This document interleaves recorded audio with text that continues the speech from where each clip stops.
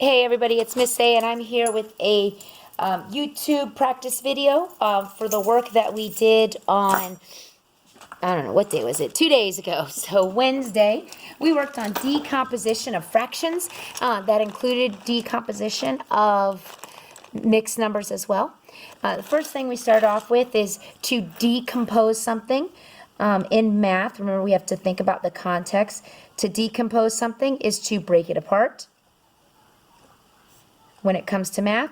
And since we are decomposing fractions, it's to break apart fractions into pieces. And so when we start off with decomposition, we talk about how we have the sum first, and then we break it into pieces. So the first thing we did is, let's go ahead and we used our manipulatives to help us. And here we go. So let's say Miss Angelo has to make 4/6. So I'm going to build 4/6 here. And then when I decompose 4/6, so I start off with 4/6. When I decompose it, that means I break it into parts. So I could break it this way, which gives me 4/6 is, let me get a darker pen so it can be seen a little easier. 4/6 is equal to 2/6 plus 2/6. That means I took my sum and I broke it into two add-ins. So I could do it that way. I could also do this. 4/6 is equal to 1/6 plus 3/6. Now I can't do this. This is a misconception because decomposition means that I have broken the number apart. And if I do 4/6, excuse me, plus 0/6, 1, I can't have a 0 as a numerator. And 2, I haven't broken apart 4/6. It's still 4/6, okay? I could also do this. So that's 1/6 plus 1/6 plus 1/6 plus 1/6. And we talked about any fraction that has a 1 in the numerator. So a fraction that has a 1 in the numerator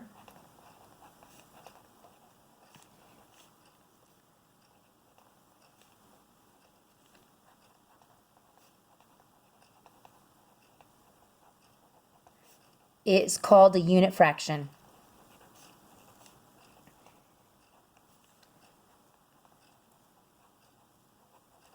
All right, if there is a 1 in the numerator, it is a unit fraction. So we broke this number apart into unit fractions. Now on their test and on FSA, there will be reference to unit fractions. So this is definitely a vocab term that they need to know and understand. And a unit fraction could have any denominator, but it has to be a 1 in the numerator. So it might say decompose 3/8 into unit fractions. That might be the question. And so that would be 1/8 plus 1/8 plus 1/8. All right. Now, if it just says decompose, sorry guys, if it just says decompose 3/8, it could be 1/8 plus 2/8, and that would be fine. All right. So that is decomposition of fractions. Now we're going to talk about decomposition of mixed numbers. Get to another page. So first things we're going to do is we are going to build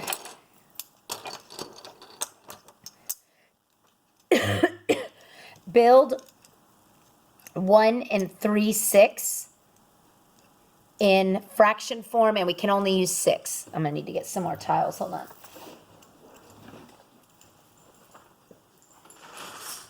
So building 1 and 3/6 in fraction form would look like this.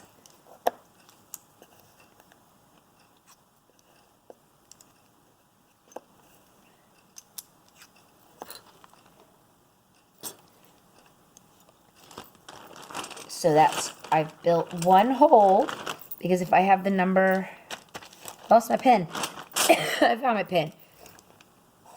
1 and 3/6. What I have just built is one whole, because 6 pieces. If my denominator is 6, my whole has to be in 6 as well. So that's 6, 6. 1, 2, 3, 4, 5, 6.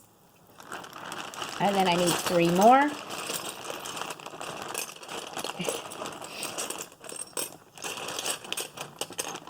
and this is the 3/6.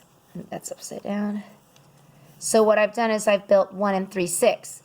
Now, if I need to decompose this, I would take 1 whole if my denominator 6 is equal to 6/6. So that is 1 and 3/6 is equal to 6/6 plus 3/6. That's how we decompose a whole number. So if I have 2 and 5/8, my whole, since my fraction is in eighths, my whole has to be 8/8. So that's equal to 8/8, which that represents 1 whole. But here I have 2 wholes, so I have to do another one. So it's another 8/8. So now that's 2 wholes plus 5/8. So I could decompose it this way. It could also be written as 16/8 because that represents 2 wholes plus 5/8. I could break it into unit fractions. That would be a lot. But this is how you break apart a whole number into fractions. And remember, the denominators all have to be the same. So if my denominator here is 8, my whole fractions have to be 8. If my denominator here is 6, my whole fractions have to be 6. So here, let's do another example. 3 and 5/7. Since my denominator is 7, my whole fraction has to be 7. So a 7/7 would be my whole, and that's 1 whole. So now I need to add 7/7.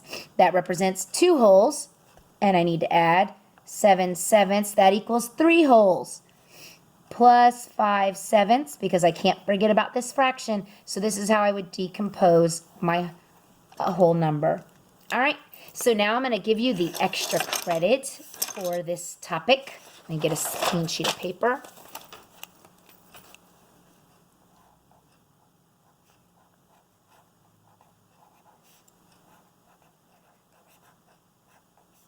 And the directions are decompose the following fractions.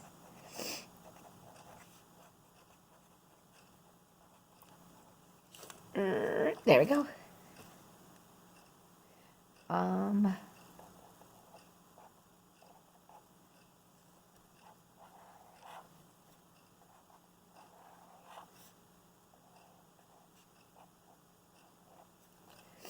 right, thanks for watching, everybody. Hope this video helps.